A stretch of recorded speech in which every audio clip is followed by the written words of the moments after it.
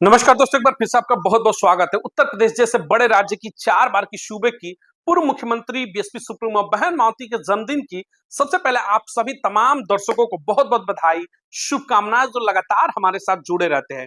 बहन जी के जन्मदिन को लेकर के आज पूरे देश भर के अंदर एक अजब गजब का उत्साह देखने को मिला। उनके समर्थकों की दीवानगी खुलकर के सामने जगह जगह उनके जन्मदिन पर बड़े कार्यक्रम आयोजित किए गए और उनके जन्मदिन को बड़े हर्षोल्लास के साथ आम जनमानस यानी गरीब जनता के बीच में मनाने का काम किया। उनके समर्थकों ने एक मैसेज भेजा। वहीं बीएसपी सुप्रीमो बहन मावती ने अपने जन्मदिन के अवसर पर उत्तर प्रदेश की राजधानी लखनऊ में प्रेस कॉन्फ्रेंस करके राजनीतिक गलियारे में कहीं ना कहीं एक तनाव पैदा कर दिया, राजनीतिक गलियारे में हलचल पैदा कर दी है। तो चलिए खबरों को विस्तार से शुरू करते हैं और बताते हैं कि बहन जी ने अपने जन्मदिन के अवसर पर विरोधियों का ऐसा कौन सा तोहफा दे दिया कि विरोधियों के दिल की धड़कनें जो है बढ़ चुकी है।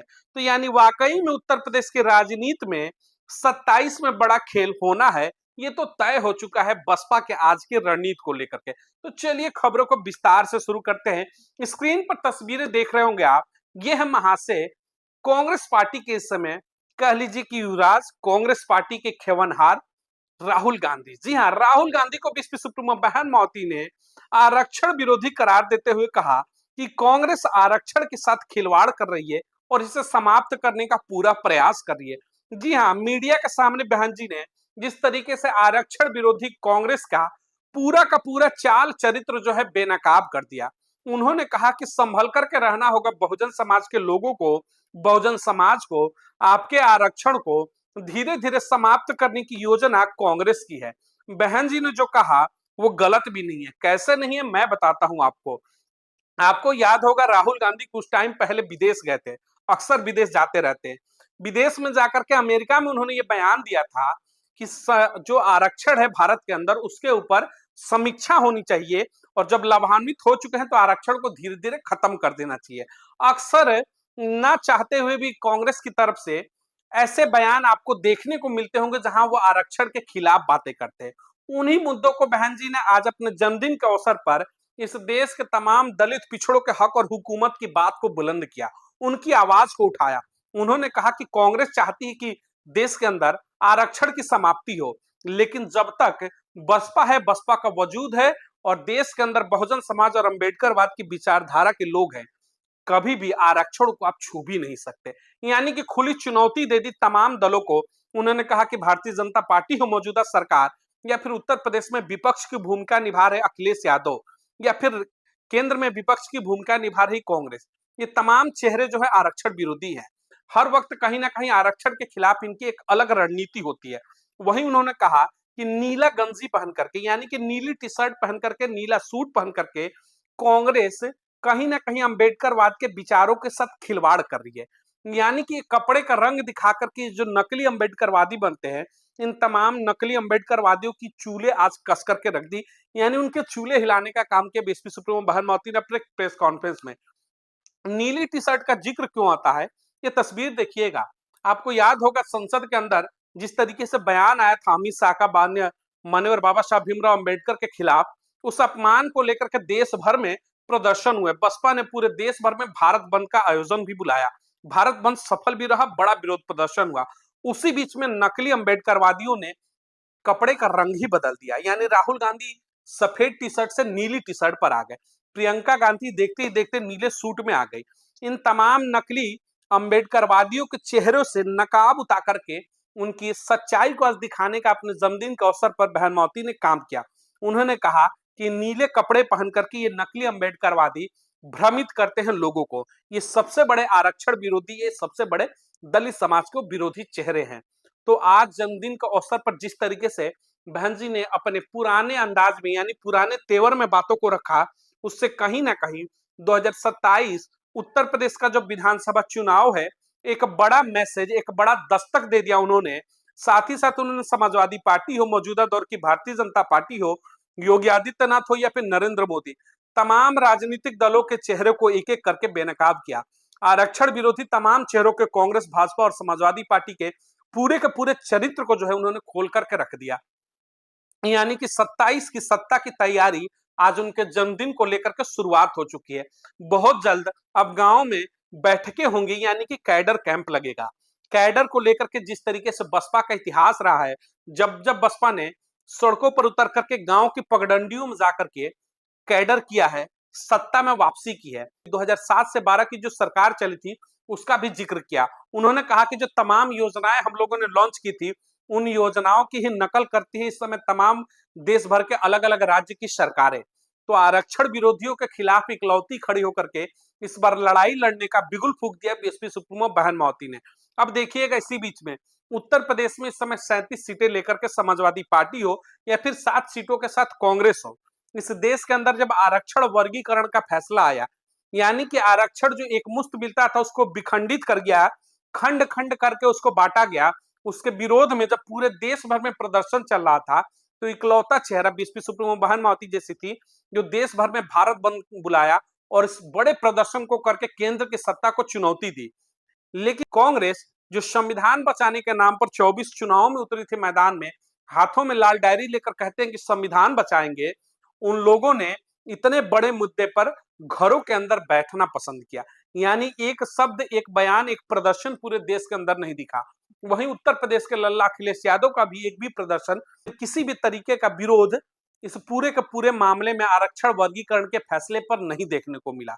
तो आज अपने जन्मदिन पर इन तमाम आरक्षण विरोधियों के चेहरे को खोल करके बहन जी ने एक एक करके सबकी नकेल कस करके दिखाई, सच्चाई बताने का प्रयास किया कि बहुजन समाज खास तौर से समझे और संभले कि किस तरीके से ये कपड़े नीला पहनेंगे, आपके बीच में आकर के खाना खाएंगे, आपके बीच में आकर के तमाम बड़ी बड़ी अंबेडकरवाद की बातें करेंगे, लेकिन जब सत्ता शासन में ये आते हैं तो अंबेडकरवाद की विचारधारा को भूल जाते हैं, बाबा साहब भीमराव अंबेडकर के मान सम्मान को भूल जाते हैं, केंद्र के सत्ता में रहते हुए भारत रत्न देना भूल जाती है कांग्रेस और उनके युवराज नीली टी शर्ट पहन करके कहते हैं कि हम सबसे बड़े अंबेडकरवादी हैं।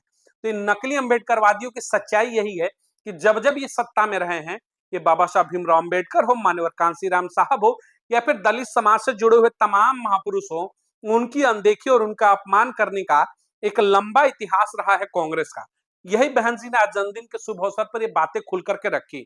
उन्होंने आड़े हाथों लिया कि संविधान और आरक्षण विरोधी जो चेहरे हैं किसी भी हाल में बर्दाश्त नहीं किया जाएगा। यानी बहन जी ने खुली चुनौती दे दी कि अब आरक्षण विरोधियों से खुल करके दो दो हाथ करने को तैयार है।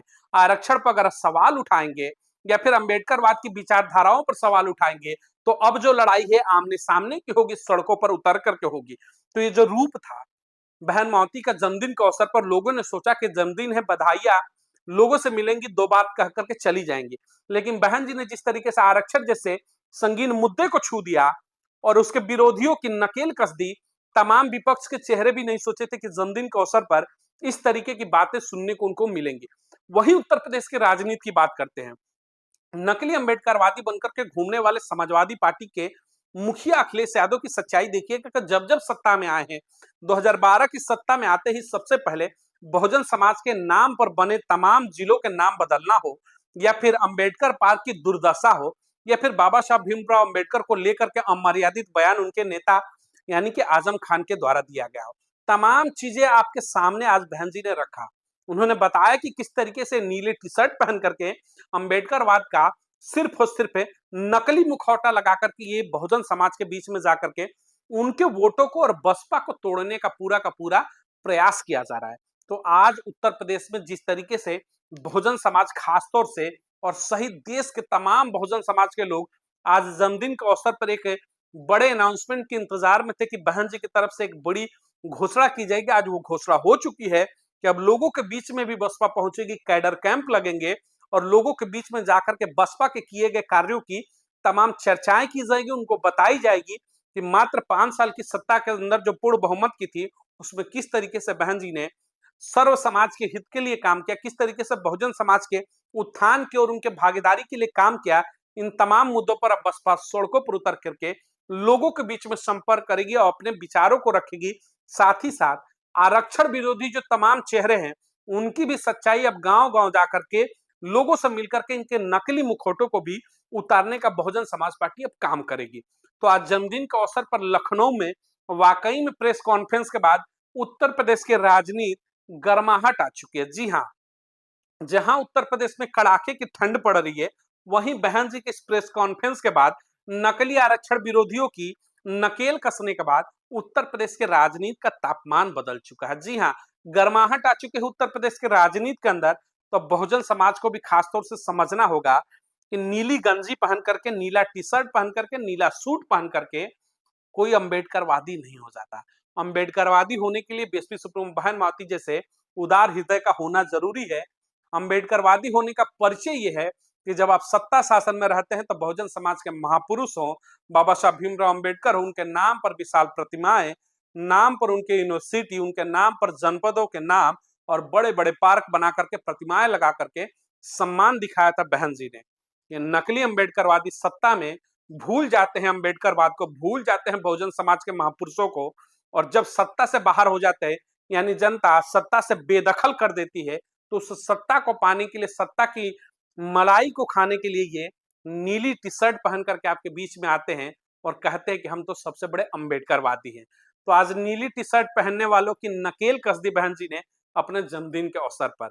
इस वीडियो को अधिक से अधिक लोगों तक शेयर जरूर करिएगा, ताकि बहन जी ने जो आरक्षण विरोधियों की आज असली पहचान बचा दी है, उसे बहुजन समाज समझे और जाने कि आपके बीच में नीले कपड़े पहन करके घूमने वाले ये सिर्फ और सिर्फ भेड़िए हैं।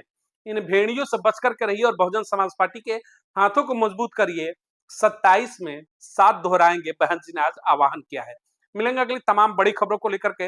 इस चैनल को अधिक से अधिक लाइक और सब्सक्राइब करिएगा, चैनल का कारवा आगे बढ़ेगा तो ऐसी तमाम बड़ी खबरों लेकर के आपके बीच में मौजूद रहेंगे। बहुत बहुत धन्यवाद।